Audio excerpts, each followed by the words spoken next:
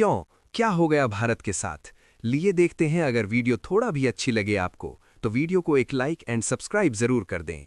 चलिए बिना देरी के चालू करते हैं।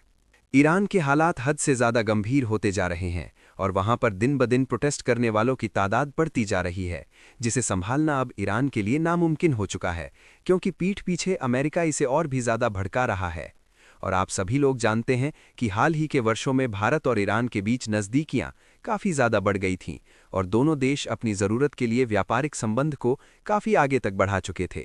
और सबसे बड़ी बात यह है कि ईरान का जो चाबहार पोर्ट है उसे भारत को सौंप दिया गया था और भारत उसका इस्तेमाल करके मिडिल ईस्ट के देशों तक अपने सामान की ढुलाई आसानी से कर पा रहा था। लेकिन अमेरिका को ये बात बिल्कुल भी रास नहीं आ रही और ईरान में बिगड़े माहौल के बीच अमेरिका की पूरी कोशिश है कि भारत के हाथ से ये बंदरगाह हमेशा के लिए छूट जाए।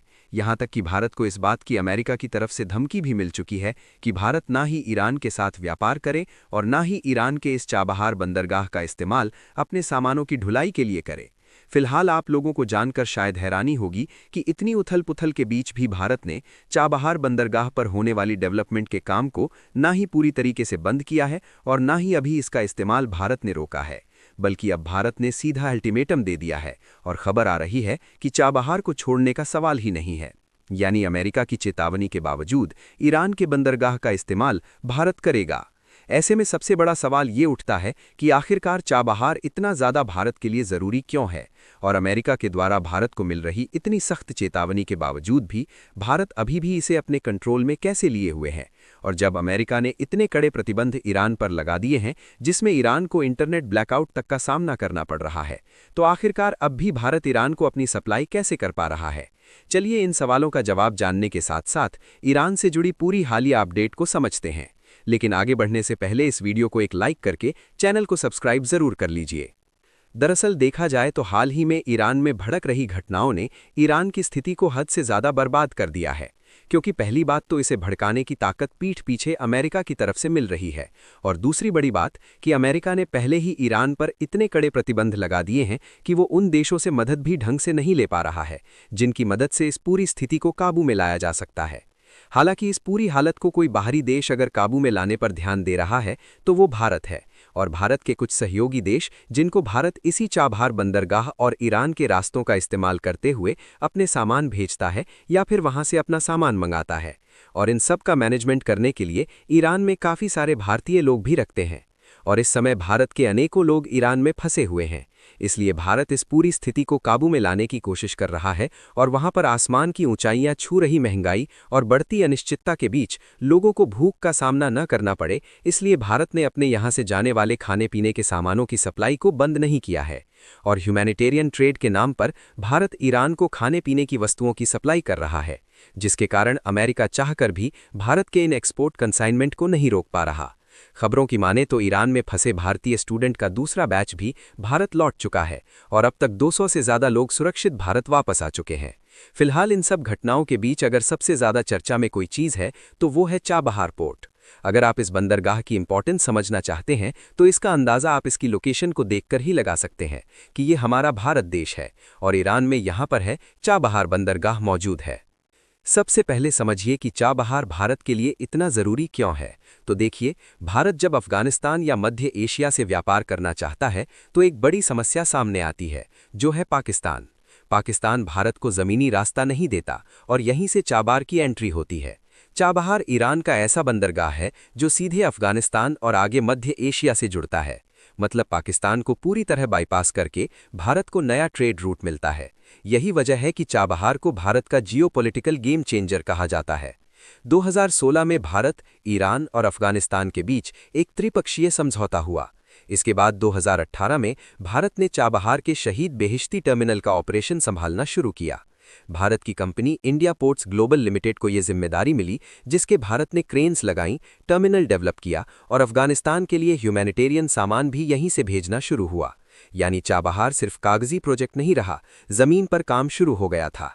सब ठीक चल रहा था, लेकिन बीच में आया सबसे बड़ा रोड़ा, जो है अमेरिका का ईरान पर प्रतिबंध। अमेरिका ने ईरान पर तेल, बैंकिंग और इंफ्रास्ट्रक्चर से जुड़े कड़े सैंक्शंस लगा दिए। नतीजा ये हुआ कि बैंक पैसा ट्रांसफर करने से डरने लगे, विदेशी कंपनियां पीछे हट गईं और भारत भी तेज निवेश करने में सावधान हो गया। यही वजह थी कि कुछ समय के लिए चाबहार का डेवलपमेंट धीमा पड़ गया। लेकिन भारत ने इस बंदरगाह को अपने कंट्रोल से पूरी तरह नहीं छोड़ा, क्योंकि भारत के लिए गेटवे टू एशिया का काम ये चाबहार पोर्ट कर रहा था और इसी के माध्यम से भारत अफगानिस्तान को मदद पहुंचा रहा था। और जब कोशिश लगातार जारी रहे तो सुपर पावर को झुकने में देर नहीं लगती। अब यहां आता है सबसे अहम शब्द, वेवर। अमेरिका ने यह माना कि चाबहार अफगानिस्तान की मदद के लिए जरूरी है, इसलिए अमेरिका ने भारत को चाबहार प्रोजेक्ट पर सैंक्शन से छूट यानी वेवर दी। यही वेवर भारत के लिए लाइफलाइन बनी, क्योंकि इस छूट के बाद भारत ने ऑपरेशन जारी रखा और पूरी तरह प्रोजेक्ट से पीछे नहीं हटा। हालांकि अमेरिका की तरफ से भारत को तो 26 अप्रैल 2026 तक के लिए ही छूट मिली थी, लेकिन भारत ने मौके का फायदा उठाते हुए मई 2024 में ईरान के साथ चाबहार के लिए 10 साल का लंबा समझौता किया। इसका मतलब भारत अब सिर्फ अस्थायी ऑपरेटर नहीं बल्कि लंबे समय का रणनीतिक पार्टनर बन चुका था। अब सबसे बड़ा सवाल यह है कि ईरान और ईरान का ये बंदरगाह भारत के लिए इतना ज़्यादा इंपॉर्टेंट क्यों है। तो देखिए, ईरान का चाबहार बंदरगाह भारत के लिए रणनीतिक और व्यापारिक दोनों ही नज़रिए से बेहद अहम है।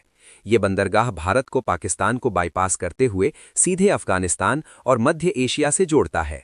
खास बात यह है कि पाकिस्तान द्वारा ज़मीनी रास्ता बंद किए जाने के बावजूद भारत चाबहार के जरिए अफगानिस्तान को गेहूं, दवाइयां और दूसरी ज़रूरी वस्तुएं भेज चुका है। यही कारण है कि चाबहार को भारत की स्ट्रैटेजिक लॉजिस्टिक एसेट माना जाता है। और ईरान से डायरेक्ट व्यापार के जरिए भले ही भारत को उतना ज़्यादा फायदा नहीं होता हो, लेकिन यही ईरान भारत को रूस और यूरोपीय देशों तक पहुंचाने वाला सबसे अहम ट्रांजिट गेटवे बनता है। आज भारत का रूस के साथ द्विपक्षीय व्यापार 60 अरब डॉलर से ज़्यादा का हो चुका है, जबकि यूरोपीय संघ के साथ भारत का कुल व्यापार 120 अरब डॉलर से अधिक है। ऐसे में international north south transport corridor यानी INSTC भारत के लिए बेहद अहम हो जाता है, क्योंकि आप इस रूट को देख सकते हैं जो कि ईरान से होकर गुजरता है और डायरेक्टली भारत को रूस और यूरोपीय देशों तक पहुंचने का रास्ता देता है, जिससे भारत को इस लंबे मेडिटेरेनियन सी वाले रास्ते से नहीं गुजरना पड़ता। और सबसे बड़ा फायदा यह है कि इस INSTC रूट से यूरोप और रूस तक माल पहुंचाने में समय लगभग 40% तक कम और लागत 30% तक घट जाती है। यानी भले ही ईरान के साथ सीधा व्यापार सीमित हो, लेकिन ईरान के जरिए भारत को रूस और यूरोप जैसे बड़े बाजारों तक तेज, सस्ता और सुरक्षित रास्ता मिलता है, जो लंबे समय में भारत के कुल विदेशी व्यापार को कई गुना बढ़ाने की क्षमता रखता है। फिलहाल भारत ने तो साफ कर दिया है कि हम चाबहार पोर्ट को आसानी से छोड़ने वाले नहीं हैं।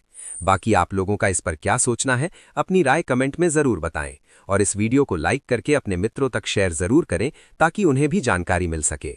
इसी तरह और भी नॉलेजेबल वीडियो देखने के लिए चैनल को सब्सक्राइब करके बेल आइकन को ऑल पर ज़रूर सेलेक्ट करें। जय श्री राम।